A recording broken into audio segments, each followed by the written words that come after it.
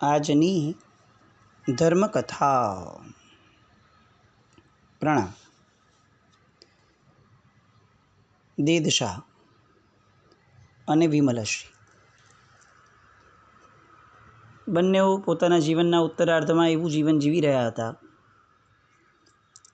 કે જે જીવનની સ્વર્ગલોકના દેવોને પણ ઈર્ષ્યા આવે. જે ગુણમય જીવન જીવવા માટે અને જે ઉદારતાવાળું જીવન જીવવા માટે લોકો તરસી જાય, સાંભળતા પણ આપણને રોમરાજી વિકસ્મર થઈ જાય કે આવું પણ જીવન હોઈ શકે. એવું જીવન દેદશા અને વિમલશ્રી જીવી રહ્યા હતા. અને આના મૂળભૂત કારણમાં જો કોઈ તત્વ હોય તો એમાંનું એક બહુ મહત્ત્વનું તત્વ હતું કે એ બંને ધીરજવાન હતા.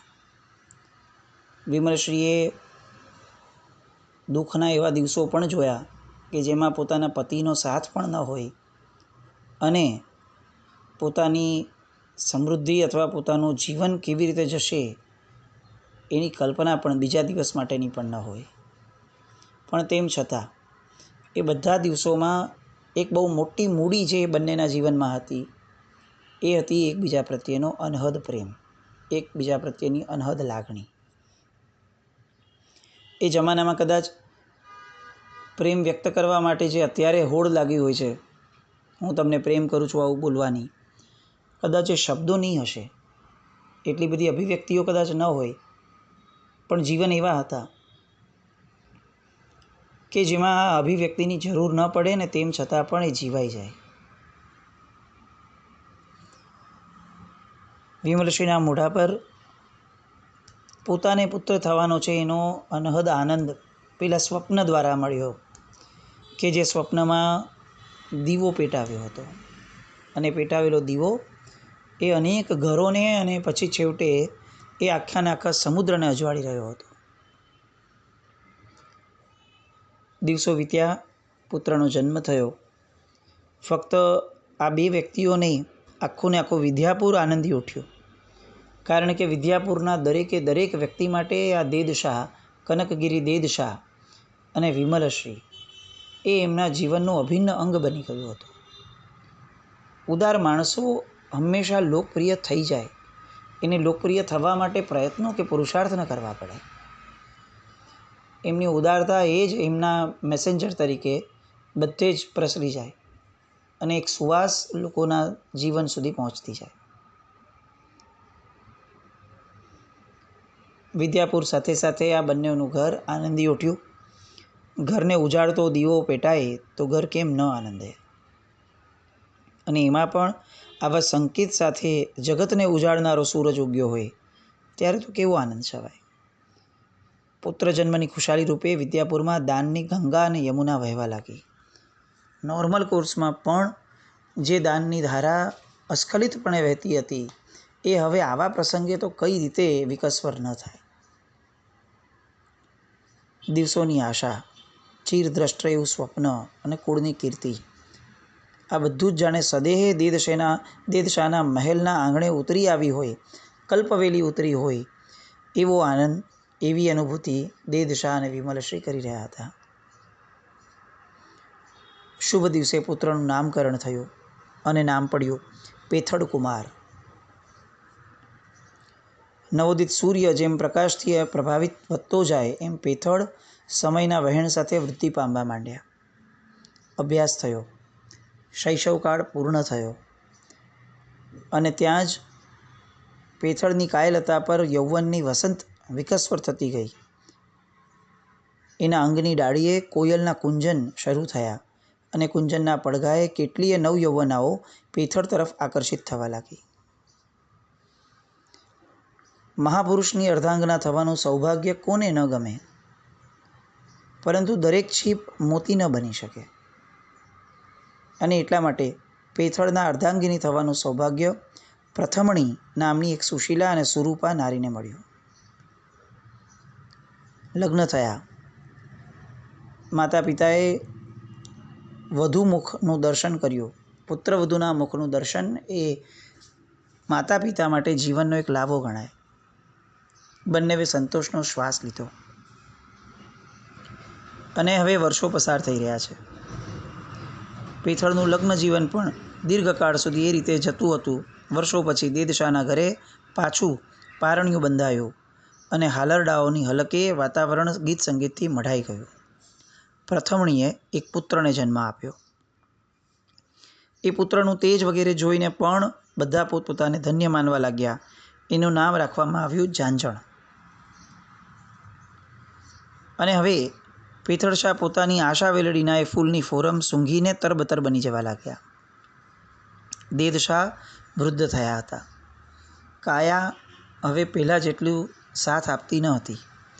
વેપાર વગેરેમાંથી તો ક્યારની એમણે નિવૃત્તિ લઈ લીધી હતી અને પીથળશાની વેપારના વહાણ ચલાવવાની જે કુને હતી એ પણ એમને ખૂબ રાસ આવી ગઈ હતી. એમને ફાવી ગયું હતું. વેપાર વધતો જતો હતો અને વિખ્યાતિ પણ વૃદ્ધિ પામી રહી હતી. આ બાજુ ઝાંઝણ પણ સરસ્વતીની આરાધના કરવા જેટલો યોગ્ય થઈ ગયો હતો.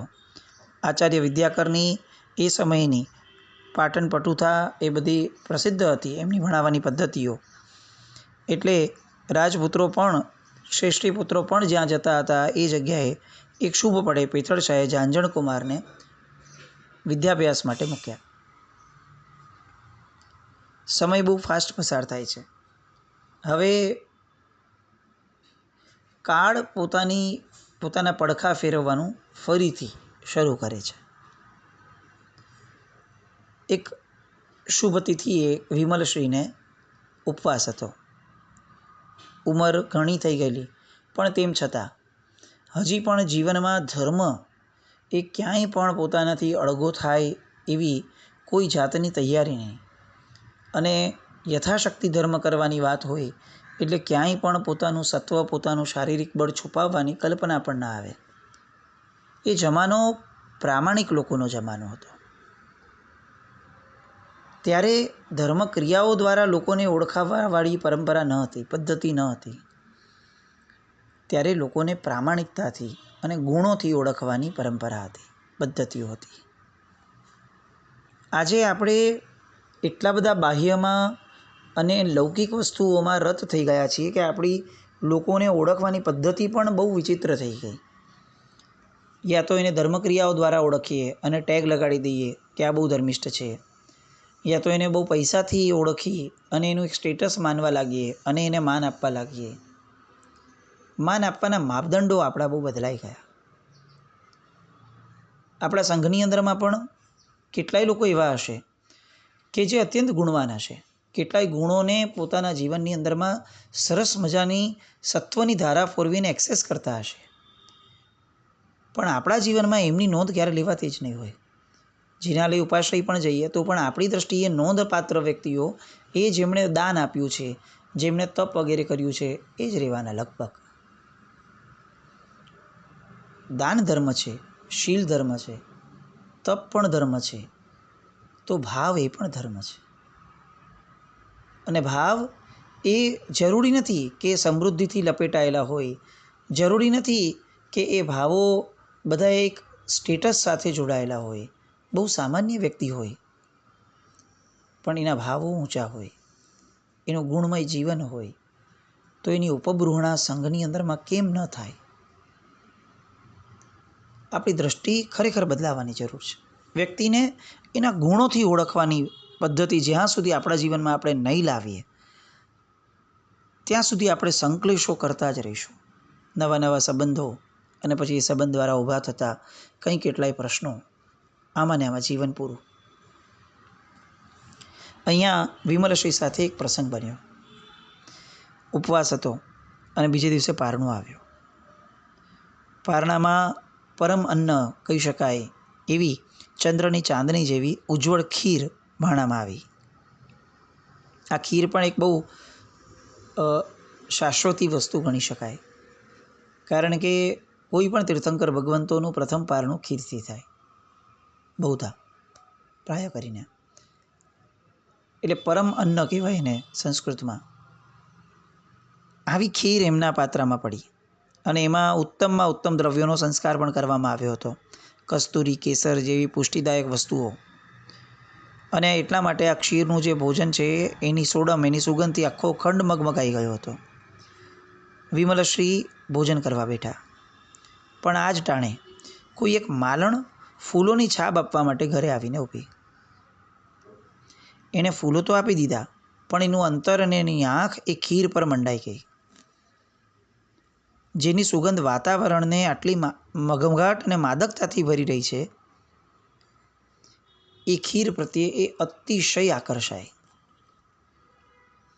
અને દ્રષ્ટિ અથવા નજર એવી વસ્તુ છે કે જેમાં ક્યારેક પિયુષ પણ હોય, અમૃત પણ હોય અને ક્યારેક વિષ પણ હોય. કોઈનું આંખનું કિરણ આશીર્વાદ તો કોઈકની આંખનું કિરણ અભિશાપ પણ વરસાવે.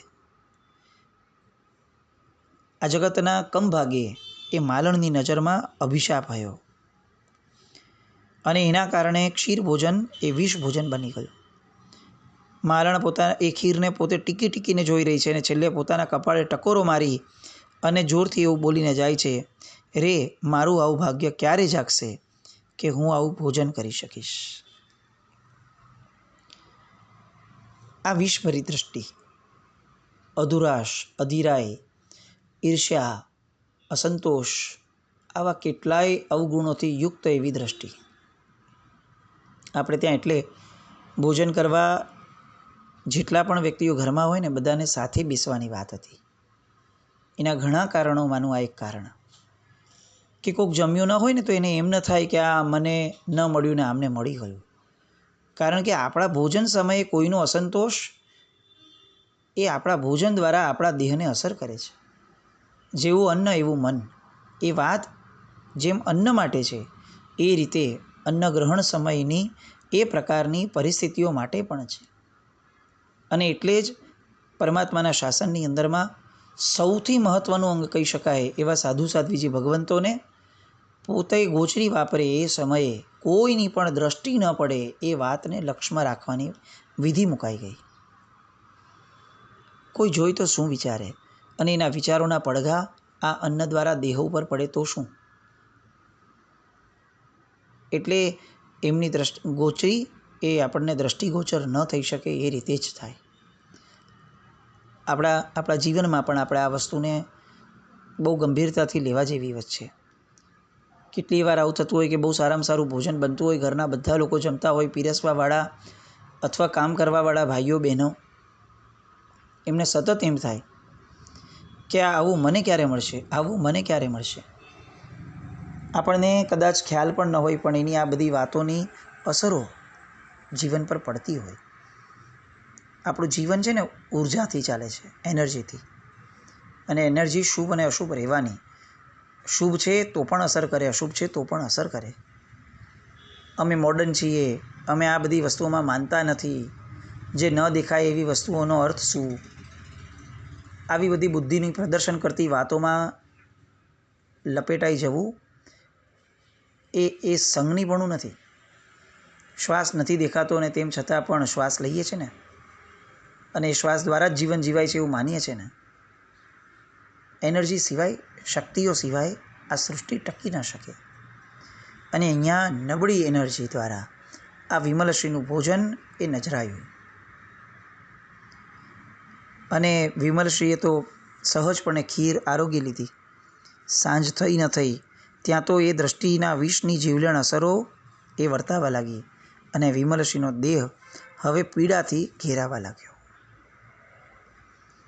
કોઈને કલ્પના પણ ન હતી કે ઉત્સવ અને ઉમંગની ઉર્મિથી ઉછળતા એવા દેદશાહના પ્રાસાદમાં, મહેલમાં આજે મૃત્યુશૈયા મંડાશે.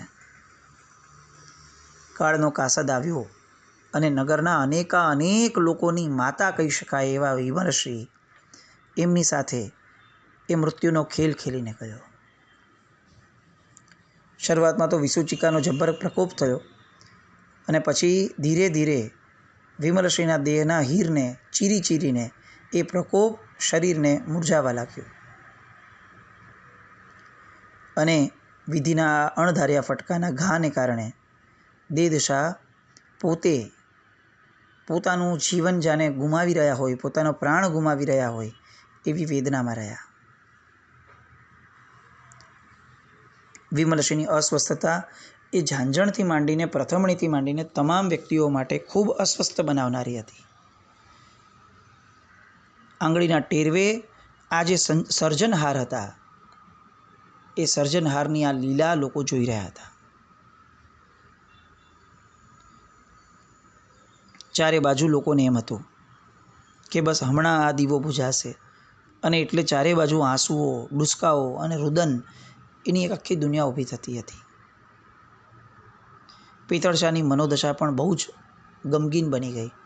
મા વિનાનું જીવન કઈ રીતે કલ્પના કરી શકાય? મા નહીં હોય આવો વિચાર જ એના હૈયાને હચમચાવી મૂકતો હતો.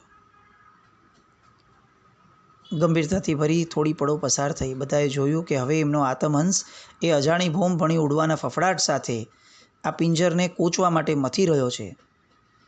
અને ત્યારે બધા જ એકબીજાને વીંટળાઈ વળ્યા. પિતળશાએ કહ્યું, માં, સૌને મૈત્રી આપતો હાથ લંબાવો. આ ક્ષણે ન કોઈ દોસ્ત ન કોઈ દુશ્મન, આત્મા જ આત્માનો દોસ્ત છે, અને જો બરાબર સચવાય નહીં તો આત્મા જ આત્માનો દુશ્મન છે. ગઈકાલનો ઉપવાસ, આત્માના નજીકનો વાસ જેમણે કર્યો હતો એવા વિમલશ્રી આ શબ્દ સાંભળીને જાગૃત થયા. થોડા બેઠા થયા. શરીર સાથ નહોતું આપતું, પણ અહીંયા આત્મબળ કામમાં આવ્યું, અને જરાક બેઠા થઈ અને મિચ્છામી દુક્કડમ અપાયા. નદી નાવ સંયોગે સંસારના સંબંધોથી આપણે સૌ જોડાયા. ભગવાન સિવાય કોણ એવું છે જેની ભૂલ ન થાય? અને જે પણ મારા દ્વારા ભૂલ થઈ છે એ બધાના મિચ્છામી દુક્કડમ માંગુ છું. અને એ મિચ્છામી દુક્કડમની ધારાની અંદરમાં આંખમાંથી પાણી પડવા લાગ્યા. પણ સામે દેદ શાહ બહુ જાગ્રતપણે એમને કહે છે કે નજરની સમક્ષ સુકૃતો લાવો. મિચ્છામી દુક્કડમ થયું, હવે ઈચ્છામી સુક્કડમ લાવો. આવા સુકૃતોને ફરી ફરી હું ઝંખું છું, આવો ભાવ મનમાં પ્રગટાવો. નેગેટિવ ધારા, નકારાત્મક વિચારો, એનાથી ક્યાંય આ શરીર, આ દેહ, આ આત્મા, આ મન ક્યાંય ગ્રસ્ત ન થાય એવી જાગૃતિ સાથે રહેજો. વિમલશ્રીએ હા ભણવા ભણી સૂચક એવું મુખ હલાવ્યું. મનના અને આત્મબળના જોરે ઊભું થયેલું, જરાક ઊભું થયેલું એવું શરીર હવે થાક્યું, અને વિમલશ્રીનો દેહ ફરી પાછો આડો થયો. એના તન, મન અને એનું વચન બધું જ ધર્મની દિશામાં હતું. અને એ જ ક્ષણે અરિહંતોની આરાધના, સિદ્ધોની સાધના, ઉપાધ્યાયોની ઉપાસના, મુનિવરોની સેવના, આ ચારેયોની શરણાની ગતિ એમણે સ્વીકારી. વિમલશ્રીએ આ ચતુશરણ દ્વારા આંખ મીચી દીધી. સૌએ નમસ્કાર મંત્રની ધૂન આરંભી. વિમલશ્રીના મુખ ઉપર મસ્તી દેખાતી હતી. આખો સંસાર જાણે એ ભૂલી ગયા હતા. અને નમસ્કાર મંત્રના જાપમહી જ એમના દેહના પિંજરના બંધ ખુલ્યા, અને પાંખો ફફડાવતો ફફડાવતો એમનો આત્મા અને એ હંસલો દૂર ગગનમાં અદૃશ્ય થઈ ગયો. જ્યોતિ જતી રહી અને દીવો પડ્યો રહ્યો. દેદશાની આંખ આંસુઓથી છલબલી ઉઠી, પણ કર્તવ્યનું ભાન થયું અને એમણે આંસુ લૂછ્યા. દેદશાના જીવનનું એક અપેક્ષાએ જોતાં અર્ધું અંગ ગયું, પણ પ્રાણની અપેક્ષાએ જોતાં એમ કહી શકાય કે એમનો મૂળભૂત પ્રાણ જે હતો વિમલશ્રી, એ જ નીકળી ગયા. આ નગરની અંદરમાં વાત્સલ્યમયી માના આધારે જેમણે અનેકોના જીવનમાં હરિયાળી ભરી દીધી હતી, એ લોકો, એ પિથળશાહ, એ ઝાંઝણશાહ, આ બધા જ શોકમગ્ન થઈ અને ધીરે ધીરે આ વાતને સ્વીકારી અને એમની અંતિમ વિધિમાં જોડાયા. દેદશાહ હવે ધધડાઈ ગયા હતા. એમના જીવનનું જોમ જાણે નીકળી ગયું હતું, અને એવી એટલી બધી શૂન્યતા એમના જીવનમાં એમને વર્તાઈ કે જાણે હવે આ જીવન એમને આકરું લાગવા લાગ્યું. આમ પણ એક ઉંમર પછી સ્ત્રી વગર પુરુષનું જીવવું એ બહુ જ મુશ્કેલ હોય. લોકો સ્ત્રીને અબળા કહે છે, પણ પુરુષ વગરની સ્ત્રી હજી એ ઘણું જીવી જાણે, કારણ કે સ્ત્રીની અંદર એક જોમ હોય, એના દેહની અંદરમાં, એના મનની અંદરમાં. દરેક નિરાશા પછી ઊભા થવાની એનામાં એક બહુ જબરદસ્ત શીઘ્ર આવડત હોય. પુરુષ એ જલ્દીથી બેસી ન જાય, પટકાય નહીં, પણ અગર પટકાઈ ગયો તો જલ્દીથી ઊભો પણ ન થઈ શકે. આ સ્ત્રીની લાક્ષણિકતા છે કુદરતે આપેલી, કે એ કોઈ પણ પરિસ્થિતિમાંથી બહાર આવી શકે બહુ જલ્દીથી એનું મન મનાવીને. પણ અહીંયા દેદ શાહ પોતાના જીવનનો જાણે નીર ગુમાવી બેઠા હતા, અને એમને એટલે જ એક દિવસ થયો અને એમને મૃત્યુ પછીની પોતાની ભોમના પોકાર પણ સંભળાવવા લાગ્યા, અને એમણે પેથળને એક દિવસ બેસાડ્યો અને પેથળ સાથે એક વસ્તુ શેર કરવાની, પોતાનો સગ્ગો દીકરો, પ્રાણથી પ્યારો, પોતાનો આખો વ્યાપારથી માંડીને આખો વહીવટ જે સંભાળે, પણ તેમ છતાં એક વસ્તુ દેદ શાહે એનાથી છુપી રાખી હતી, એ સુવર્ણ સિદ્ધિનો પ્રયોગ. એ વાત પેથળ શાહને કરવા માટે હવે દેદ શાહ આગળ વધે છે, અને આ સુવર્ણ સિદ્ધિના પ્રયોગ અને પેથળ શાહ એ બેના સંયોગ દ્વારા કઈ નવી ધારા જોડાય છે. આ પ્રયોગ એમને ફળે છે, નથી ફળતો, ક્યાંક અતિશુભ એ જીવન માટે કોઈ મુશ્કેલી ન સર્જી દે ને, આવા અનેક પ્રશ્નો, અનેક વાતો. આવતીકાલે એ બધામાં આગળ વધીએ. જીનાજ્ઞા વિરુદ્ધ કંઈ પણ બોલાય તો મિચ્છામિ દુક્કડમ. જૈનમ જયતિ શાસનમ.